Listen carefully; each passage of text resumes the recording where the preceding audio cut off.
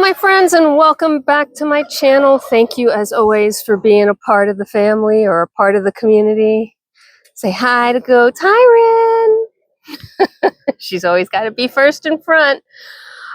So today, thought we'd do a little, hang with the herd, walk with the gang, check out the situation. We've got Miles and his pasture flowers. They're really coming up. There are buttercups everywhere, and we love it. Interestingly, and I'll have to take a bit of a walk. Let's see how I want to do this. I'll have to take a bit of a walk to show you. But if you recall our baby pasture is in use while we have babies, of course. Hello, kitty cat. Hi, Bob.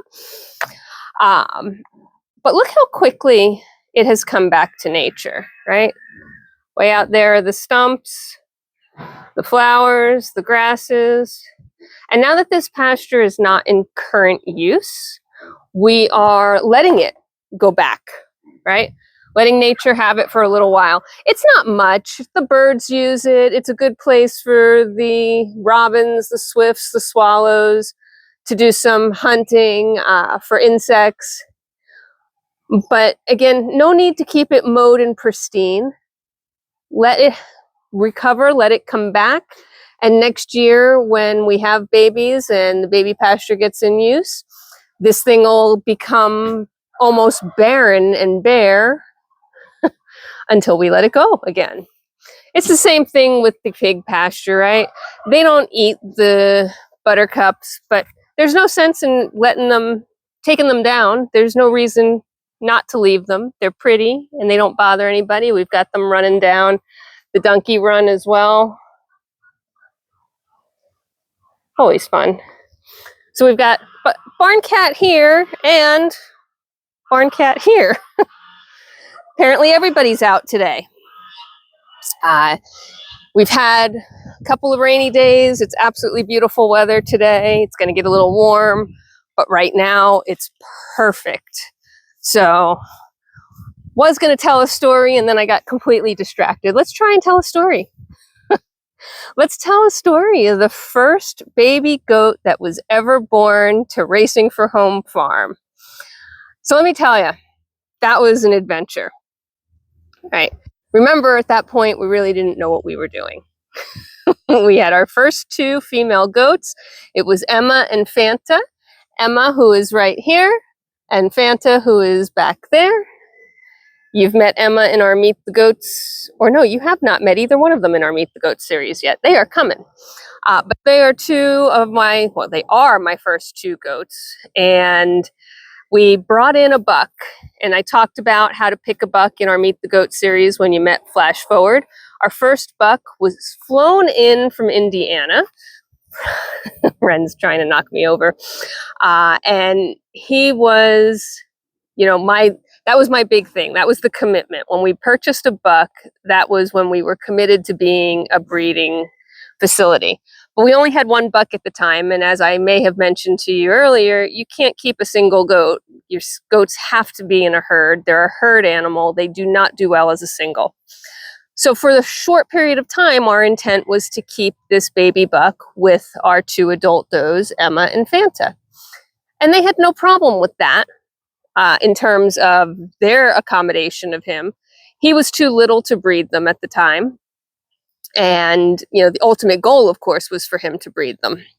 So as he grew up, we were looking for a friend for him and getting that pasture set up and ready for him to have a friend and live alone, which was ongoing.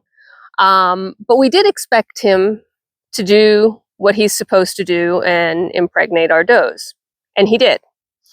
So then we separated him and his friend. That was, pretty standard procedure. Now I have two pregnant does, or two does that I believe are pregnant, but I really don't know when their kids are due, right? This baby goat has been in with them for a while. Kids could be due in 5 months, in 4 months, right? It was probably not the smartest thing we've ever done in terms of management of our herd, but here we are. It's only two goats. We have, neighbors around. We have cameras up. We're ready. And of course, at some point you can tell when a goat goes in labor, just like when a woman goes in labor. So it wasn't like we were on continuous 24/7 watch, because we knew you could tell, whether things were pending or not. An udder has to come in, so there has to be some milk. Their tail ligaments get softer to enable that birthing process to happen. Their body changes, right? So there are signals. So we started to see signals from Fanta, who was going to clearly be our first doe to give birth. And again, not being experts, we read the signals, I'll call it conservatively, meaning that we expected babies much sooner than they were actually going to come. But we didn't know that, right? So we went on 24/7 watch. We were on 24/7 watch for a full week. Nothing. A second week, nothing. Now, finally, we're rolling into New Year's Eve. We look at the goat, say, okay, she's not having any babies. She hasn't had babies in 2 weeks. We're clearly, still waiting. Nothing has changed from when we thought we were going to have babies. So the hubby and I went out for New Year's Eve. And we don't go out for New Year's Eve to party. We went out on that day to, have a little together time, have a day trip, and be back that evening. So we weren't even planning to be gone very long. Check in with the camera about halfway through the day after we had a nice lunch. And the husband says to me, "What's that in the corner?" And I said, "Nothing, that's a shadow," right? And Fanta's standing there. She's looking normal, just like she always does. Not seeing any difference. We zoom in. That's not a shadow. That's a baby. We were 45 minutes away from the farm and home. It's cold. There's a baby in the barn, and we're not there, which was the one thing we swore we would never let happen. We were going to be here to make sure everything was normal for our goats. Oh my gosh. So instantly called a neighbor. Thankfully, she has goats. She was our goat mentor. Told her to please go check. We're racing home as fast as we can. We'll be there in less than an hour. And bless this, my neighbor's heart. And Lori, shout out to you, because you've been here for me so many times over, as we learned. But anyway, so Lori got the baby, who was still, who was certainly taken care of, but was not fully dry. Again, it was almost January. It's very cold. She took the baby in, blow dried the baby, got the baby dry, brought the baby back out, had the baby all taken care of with Mama before we got home. So we missed the whole thing. First birth on the farm, and we missed it entirely. After waiting, losing sleep for weeks. Oh, it was like the most anticlimactic thing ever. Of course, that baby was fabulous. I have wonderful pictures, and it's a great memory, and now it's a pretty funny story. But oh my gosh, at the time, can you just imagine, right? So thankfully we were there for Emma's first birth. Of course, Emma ended up being our, herd mama, and she's one of the best moms out there. So she didn't need anything from us, but we were there for that one.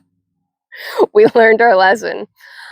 So that's the story of the first baby goat born on Racing for Home farm, and how we missed it entirely.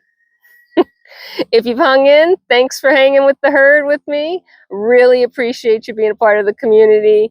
Leave a like, subscribe if you haven't already, and I'd love a comment down below if you think we were irresponsible, or if you think we were just brand new farmers that didn't know what we were doing and we learned a lesson. Thanks for being here. We'll talk to you soon. Bye.